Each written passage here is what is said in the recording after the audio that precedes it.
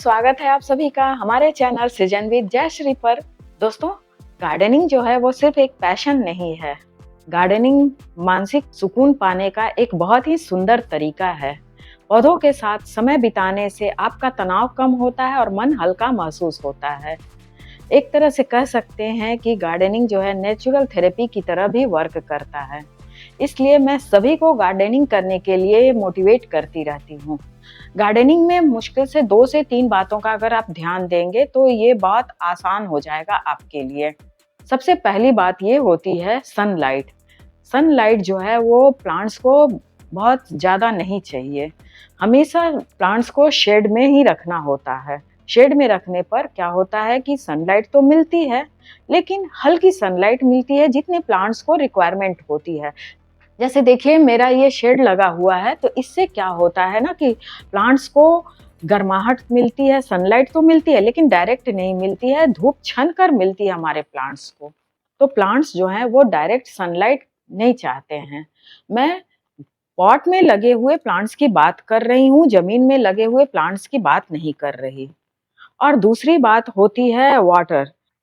Plants को water की requirement होती है सिर्फ सॉइल को मॉइस्चर बनाने के लिए, बस इतनी वाटरिंग की नीड होती है, चाहे वो रेन वाटर हो या नॉर्मल वाटर हो।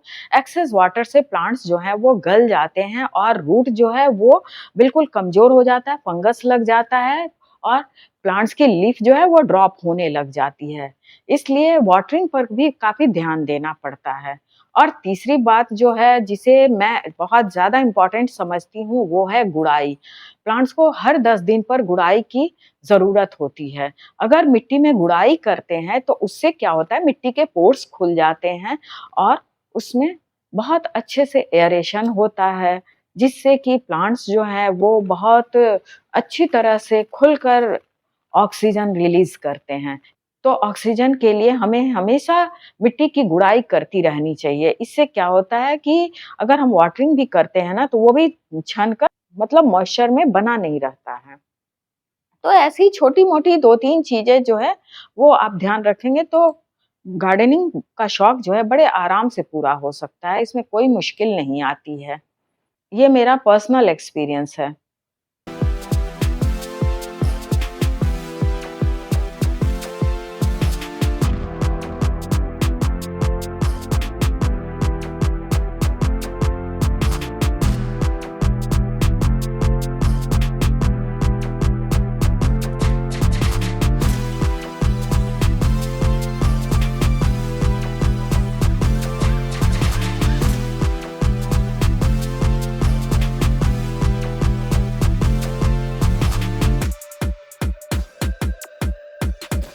बहरहाल हमारे यहाँ बारिश जो है वो लगातार हो रही है।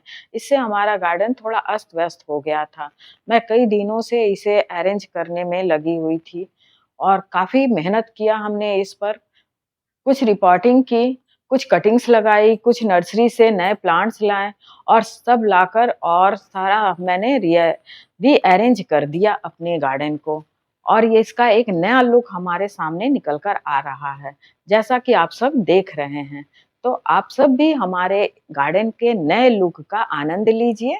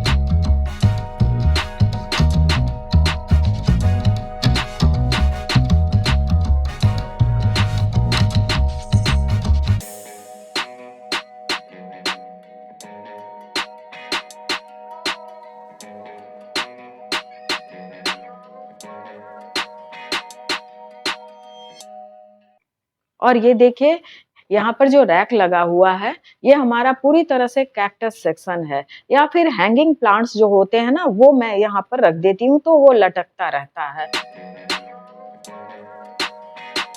और मैं कैक्टस यहाँ पर इसलिए रखती हूँ क्योंकि कैक्टस में बहुत कम वाटर की रिक्वायरमेंट होती है, तो ये अपना ऊंचाई पर बड़े आराम से बैठा रहता है और ग्रोथ करता रहता है।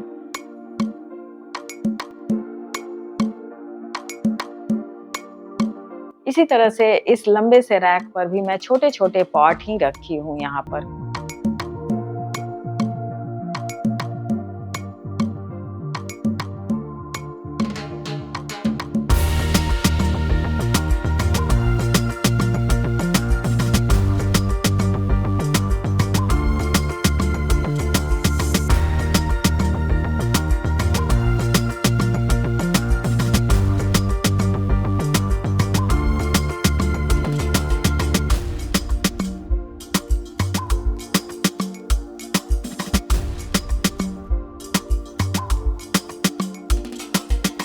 जहाँ तक फर्टिलाइज़र की बात है तो अब आप अपने घर में ही कंपोस्टिंग कीजिए। ये बिल्कुल ऑर्गेनिक कंपोस्ट तैयार होता है। प्लांट्स को बहुत ज़्यादा फर्टिलाइज़र की भी रिक्वायरमेंट नहीं होती है।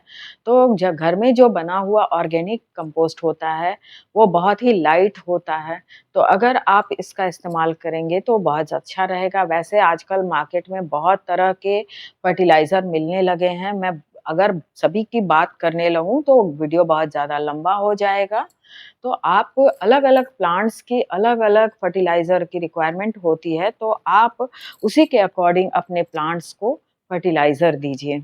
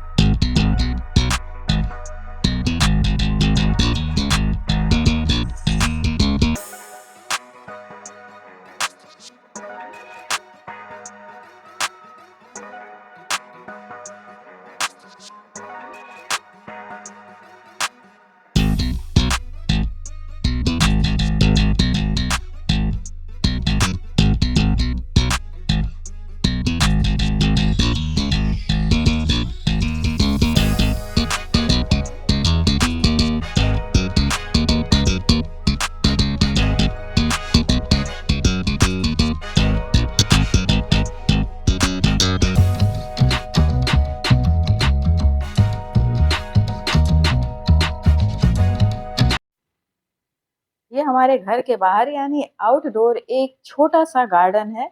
इसका भी मैं एक छोटा-सा टूर आप लोगों को कराती हूँ और ये देखिए।